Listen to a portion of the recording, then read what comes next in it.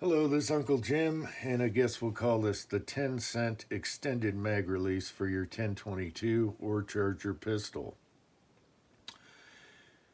So my son has a 3D printer, and I thought it'd be fun just to print one up, just to see. But I could not find my favorite, and my favorite happens to be the cheapest extended mag release you could buy. Unfortunately, you can't get them anymore. Butler Creek changed companies, whatever, and I like the speed bump, and I'll show you what that looks like. This is a different one, but they were $3 or less. This one's $2.95. I think the speed bumps were the same. Don't really care for this one as much. Anyway, I'll show you that one. So I thought it'd be fun to 3D print one. So I go on Thingiverse and look around, and I'm like, damn it, they don't have the speed bump. So the next thing I could think of is the Volquartsen style, which is this one right here. And Clark, okay, here's the stock one. So anyone that has 1022 knows it's kind of hard finding your mag release. It's just flat. And Clark Customs used to just put a rod here. So they'd have a smooth rod and they would have it tapped to this part, and it worked really nice. It's just a little rod. It worked great. But I still like the speed bump better. Volquartsen does this design, and so I went with that. The other ones are just too goofy. The thing about Thingiverse is you got all these nerds that can do drawings and CADs and files, but what they need is someone that uses the other side of the brain that's creative, because it's ugly. There's so much ugly out there that makes no sense. Anyway, there's my rant for that. They need to sit next to a guy that uses the other side of the brain. All right, so this is, I'll show you how it came out printed. This is the first time, and my son ran three different programs at once. Some seating stems, which I'll do another video on. That's iffy. And then two of these. So I had two towers going, and then these, and three different files going at once, which is awesome. I thought that was neat, but it kind of screwed up the seating stems. Anyway, so this is, I'll show you a close-up of what it looks like just coming out of there.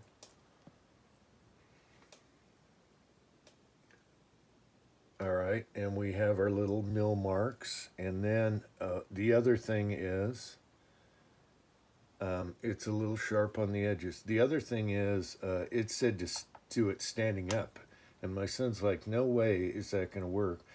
So he did the printing laying down like that. So you have one flat kind of sharp edge, and then one with more mill marks that was the top part. And so I took that and then just gave it a light sanding with 150 and 220. Man, what's with the lighting? Just to clean it up. You're not going to see much of it anyway, so it's just, and I didn't like the sharp edges, so I just rounded that over real quick, ran it on some sandpaper, and then of course it turns white. So what you can do is just take a mini torch and just stay far away from it, and you can see it, and it'll turn it matte, and it gets rid of any burrs or anything like that. That's a quickie way. All right, so now it's matte. If I wanted it shiny, 600 grit or polish wheel super slow, because it'll eat it. Any heat to this will eat it, but it's very strong. It's very strong, and it's going to last just like any other. All right, so we'll put that in and see what it looks like. This isn't my favorite, okay, but it's extended. You just hit it with your finger. All right, let's get back into focus here. I don't know what has gone on with the lighting in my, so we'll put this in. If if I can remember how. It's been a long time. I used to be huge into 1022s, and I think I have 6 or more of them and a whole bunch of barrels. There we go. Oops. What happened here was this hole was a little small just because it was printed, and I drilled it out, but I think I drilled it out a little too much because it's the pin wants to fall out. It'll retain in the receiver. All right, so that's what it looks like. And then you just go like that, okay? And then I'll show you my favorite and some different styles. All right, that doesn't look too bad, but what you could do is take a lot out of it, and maybe I can make it into a speed bump. I wish they had the speed bump, because I don't like big and snaggy, even though this isn't bad. All right. Okay, so this is like a $3 Butler Creek with kind of the paddle. All right, I think this one might be, no, these are different. So this is another brand, probably a cheapo, have no idea. I have bags of parts. All right, and these work fine. I'll show you what it looks similar to. Let me grab a Amt Lightning, hang on. Okay, so the paddle's gonna look like that. And this is an Amt Lightning. These were all stainless steel. There's no aluminum on it, even the trigger. Everything is stainless on this. And the story is they got sued by Ruger and had to stop production.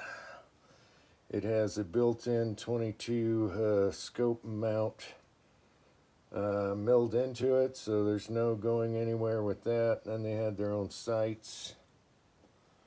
And look at the crown on this thing. Very nice crown. Does it shoot better than a regular 1022? No. But there's the crown. Here's the other side. And these were called the Amt 2522 Lightning.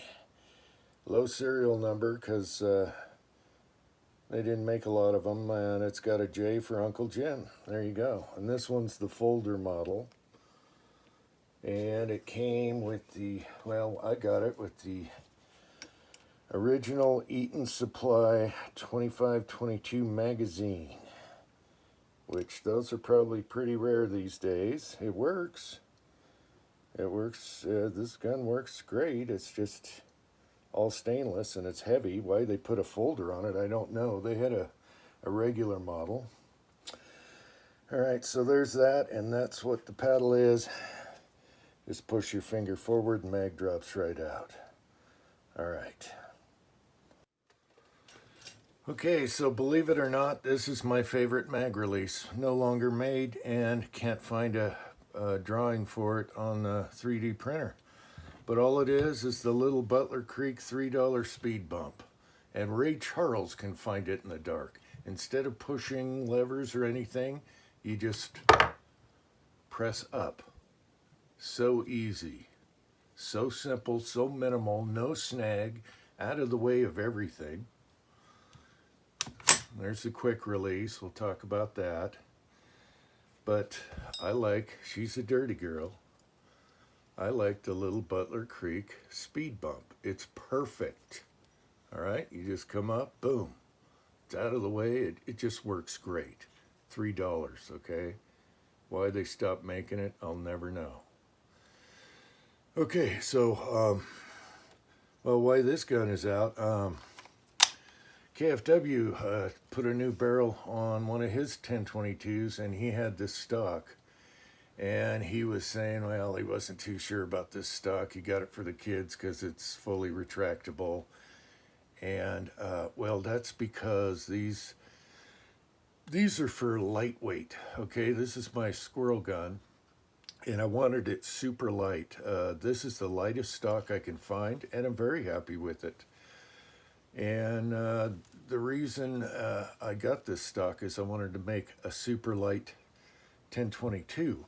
So this is a sleeved aluminum barrel with a shroud, so my suppressor fits inside. So it's really short, okay? And it is super light. I should weigh this thing with the scope on it. It's extremely lightweight. And that's a tactical solution barrel. It shoots really good.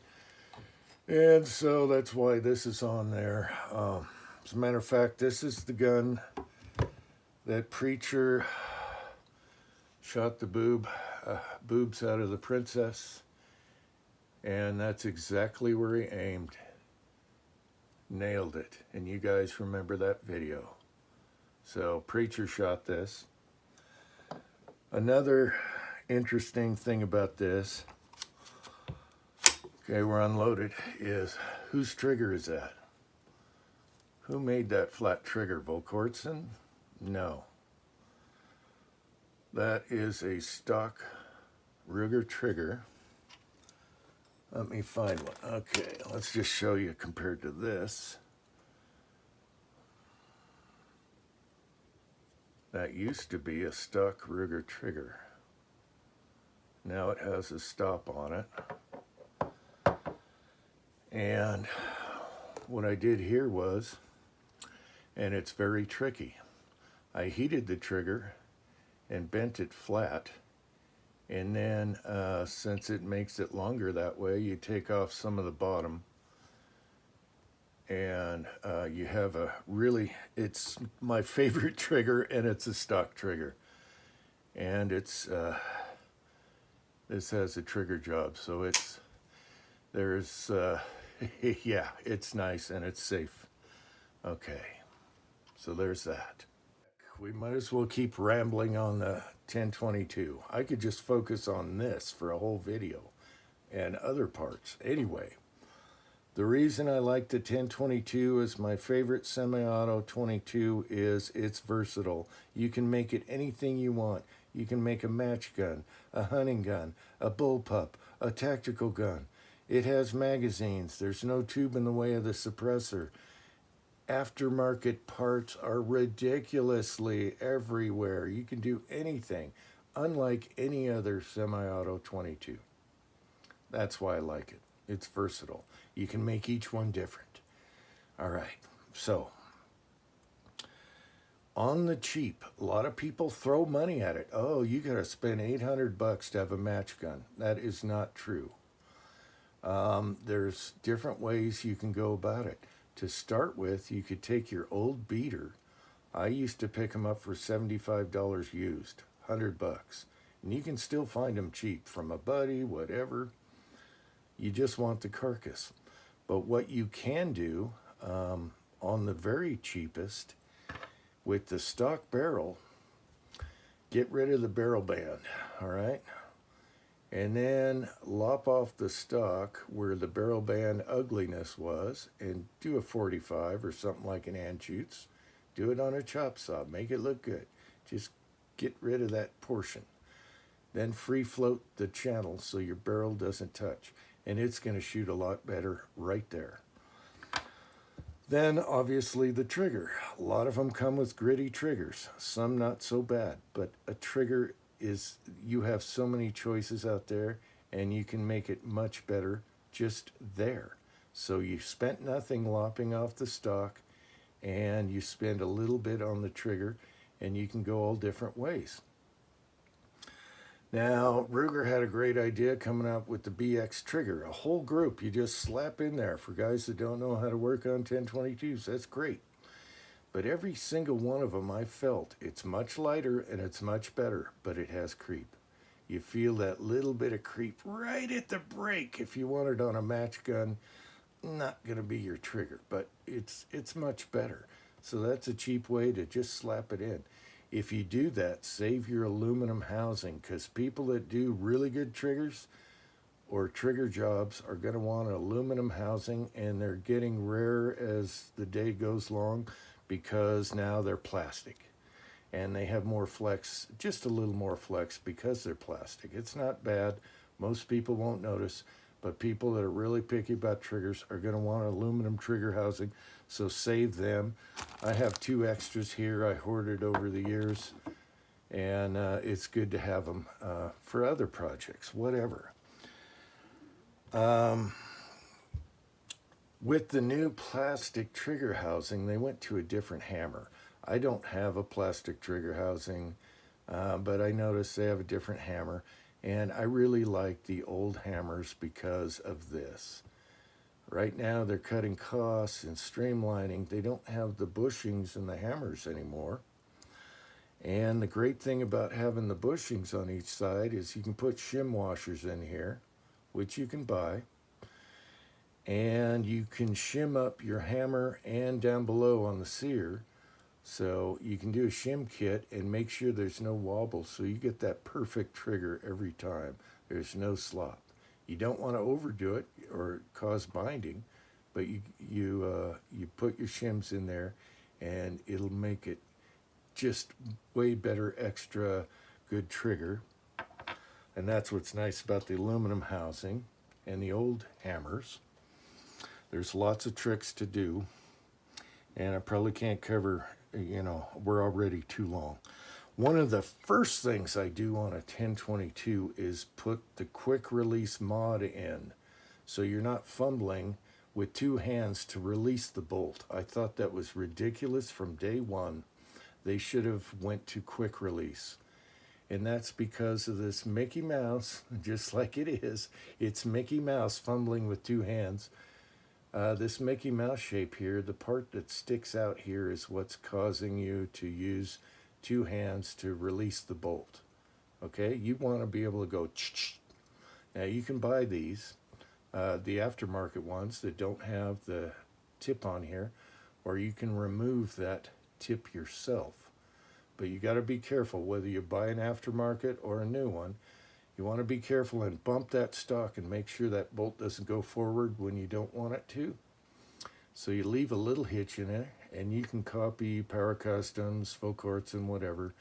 You can copy their design and remove this tip. Now it's very hard steel, so you need a small cutting wheel, nip that off, and then file or Dremel it smooth and get it just right to where it holds back every time, doesn't bump forward, and you can go ch-ch.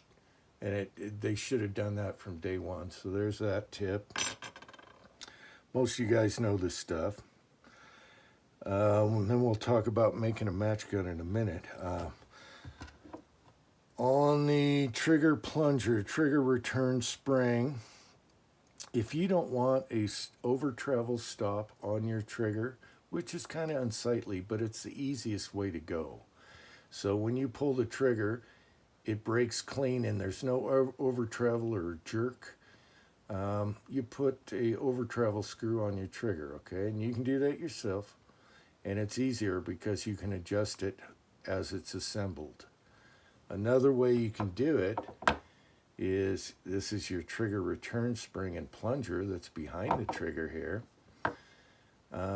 You now can get oversized, okay, and have it fitted so it's all internal, but then you have to take down the whole trigger group every time you fit it and get it the right length, and that's kind of a pain.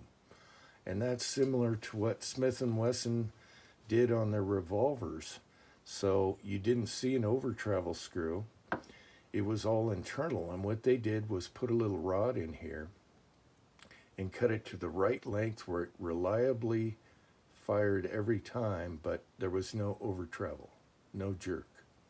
And if you have older Smith & Wessons, you're going to find a pin in your rebound slide. That's your trigger return. Rebound slide spring. And if you see a pin in there, that's what it was. That's what it is. Okay? So you can do that, but I think go with the unsightly. It's easier to adjust rather than tearing it down each time. All right, let's talk about barrels and getting one to shoot really good. Now that's, years ago, that's all I did was shoot 1022s and shot with my buddies, and we would make them shoot really accurate. That's going to come down to the barrel and trigger and free floating. And then later, there's more stuff to it, facing the bolt to match the recess, where your rim is, the depth. There's a lot of things you can do, and you can have your bolt done, but that's getting complicated. you can make a Ruger 1022 shoot like a really good bolt action gun. And we used to do it at the range. We'd snuggle up next to a bolt action guy that's shooting his match bolt action, and we'd pull up with our little 1022s, and it'd be like, damn, and we'd shoot targets right next to him, and you wouldn't notice much difference at all. And that's with the semi-auto 22. Now, barrels. I'll give out a little tip here, a little trick or inside information. No one asks me nothing, so I don't tell people nothing. But Green Mountain makes really good barrels. They got a Benz chamber. It'll still shoot bulk pack and all that. And it's a good all-around barrel for shooting really tight groups and being able to feed most anything, except for stingers. And right now, it's hard to get a threaded Green Mountain barrel. You know, I've been looking around. I'm probably thinking on another barrel. But what you can do, and you used to be able to do this a few years ago, is call them up and say, hey, you got any blemish barrels? And a lot of times they'll say, yeah, we do. And they'll sell you a barrel cheap because they can't sell it. It's got a nick or a scratch on the outside. Everything internally is beautiful. I have a barrel that's called a White Mountain barrel. And Green Mountain used to sell it to a distributor that would sell blemished Green Mountain barrels. And I got it for $45 from this guy. And that thing is a tack driver. I've had that forever. To the point where it's starting to peen against the face, and I got to square up the face of the chamber just from dirty ammo and peening over many years. And $45, one of the best barrels I've ever shot. So there's a little tip there. If you're buying a new barrel, I would look at Feddersen, 2Ds, Feddersen. They make tapered, they make bull barrels, they make barrels with sights on them. They're all going to be blued, no stainless, threaded. Best bang for the buck target shooting barrel, I think, right now. Kit is too expensive. Green Mountains you can't find. There's other brands, but Feddersen, that's all they do. And they have a good chamber, and it'll be probably your best bang for the buck for a good tack driver. And you can make it look like a stock 22 with a tapered barrel, and people would be like, what? 1022s don't shoot that good. So you got all those options. And they're in stock. I just checked. They had 16 of them. I might be buying one. They had 16 threaded barrels in stock, and they have all the other kinds. You can get different lengths, widths. So there's a little tip there. All right, what are we forgetting here? We talked about this, I hope. Hang on. Okay, so what's the optimum barrel length for a 1022 or a 22? I would say 18 inches. But I like 16 1/4 so I can put a suppressor hanging off the end and it's not ungainly, okay? If you go longer, your powder's going to burn and your bullet's going to drag and you're going to start losing feet per second once you get way out there on the barrel length. And then if you go too short, you're not getting all the powder to burn. So your powder's going to burn at about 14.5 inches, just my opinion. And then, so 16 to 18 is a good barrel. If you're shooting suppressed, 16, definitely. All right, I guess that's it. There's so much rabbit hole with the 1022s. You can go cheap.